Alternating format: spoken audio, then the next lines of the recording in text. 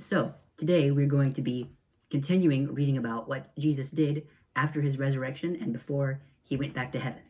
So, you can read from John 20 and John 21. You can get a Bible from where you're sitting and read along or just listen along. That evening, on the first day of the week, the disciples were meeting behind locked doors because they were afraid of the Jewish leaders. Suddenly, Jesus was standing there among them. "Peace be with you," he said.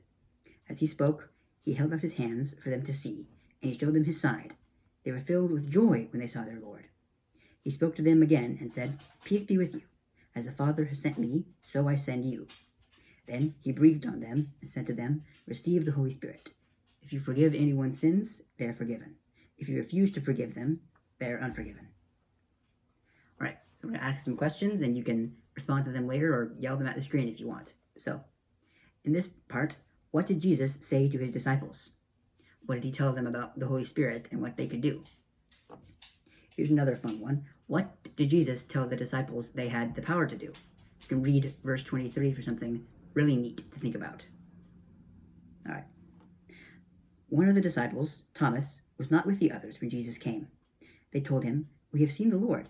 But he replied, "I won't believe it unless I see the nail wounds in his hands, put my fingers into them, and place my hand into the wounds in his side." 8 days later, the disciples were together again, and this time Thomas was with them. The doors were locked, but suddenly, as before, Jesus was standing among them. He said, "Peace be with you." Then he said to Thomas, "Put your finger there and see my hands. Put your hand into the wound in my side. Don't be faithless any longer. Believe." "My Lord and my God," Thomas exclaimed. Then Jesus told him, "You believe because you have seen me. Blessed are those who haven't seen me and believe anyway." Okay, so here's something to think about.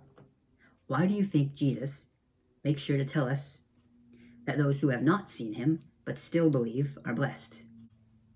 Okay, so this is another fun thing. Why do you think Thomas had to see Jesus and be a little gross and touch the wounds on his hands and his side to believe what his friends were telling him? You have to remember that Thomas, even though he doubted, was with Jesus for just as long as everybody else was. All right, so this is a little later after Thomas. Later, Jesus appeared again to the disciples beside the Sea of Galilee. This is how it happened. Several of the disciples were there: Simon Peter, Thomas, Nathanael, the sons of Zebedee, that's James and John, and 2 other disciples. Simon Peter said, "I'm going fishing." "We'll come too," they all said. So they went out into the boat, but they caught nothing all night. At dawn, the disciples saw Jesus standing on the beach, but they couldn't see who he was. He called out, "Friends, have you caught any fish?" "No," they replied. Then he said, "Throw out your net on the right-hand side of the boat, and you'll get plenty of fish." So they did, and they couldn't draw in the net because there were so many fish in it. Then the disciples whom Jesus loved said to Peter, "It is the Lord." When Peter heard that it was the Lord, he put on his tunic, jumped into the water, and swam ashore. When he got there, they saw that a charcoal fire was burning, and fish were frying over it, and there was bread. "Bring some of the fish you've just caught," Jesus said. So Simon Peter went aboard and dragged the net to the shore. There were 153 large fish, and yet the net hadn't torn. "Now, come and have some breakfast," Jesus said, and no one dared ask him if he really was the Lord, because they were sure of it. Then Jesus served them the bread and the fish.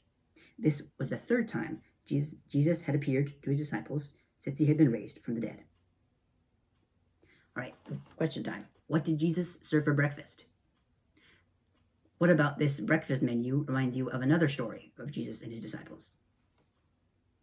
All right, so now Jesus is talking to Peter. After breakfast, Jesus said to Simon Peter, "Simon, son of John, do you love me more than these?" "Yes, Lord," Peter replied. "You know I love you." "Then feed my lambs," Jesus told him. Jesus repeated the question.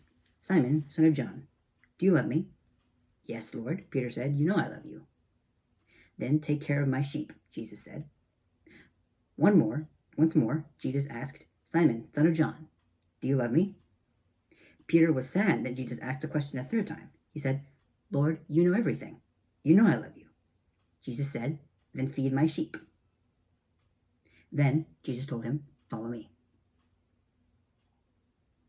So,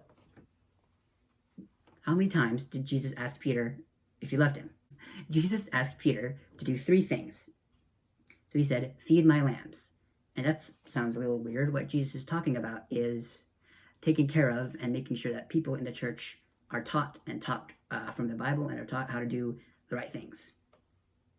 Another thing he says is, take care of my sheep, which is the same thing, but that is also about making sure they're cared for and fed and protected and all of that. Then Jesus says, you feed my lambs and follow me. So that means that Jesus is putting Peter in charge of teaching people and leading people. How do you think Peter felt in this moment when he was recruited for such a big job?